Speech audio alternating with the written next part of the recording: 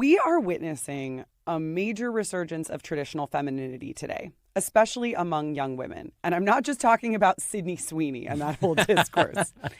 TikTok is abounding these days with material on the divine feminine. Tradwife content is huge. And cottagecore, which we talked about way back in 2020, cottagecore sort of back to the land aesthetics are really popular among young women. Not just the aesthetics, but also I think increasingly the practices. While we're talking aesthetics, though, we have ballet core, we have the mob wife aesthetic, and we have a ton of other micro trends that signal a new wave of interest in what has typically been understood as feminine.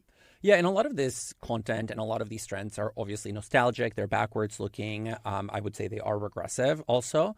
And many of them, I would even highlight the tradwives as a particular instantiation of this, are a response to the progress that has been made in feminist circles in the last decades, right? The wave of feminism that we saw, especially in connection to the Me Too movement.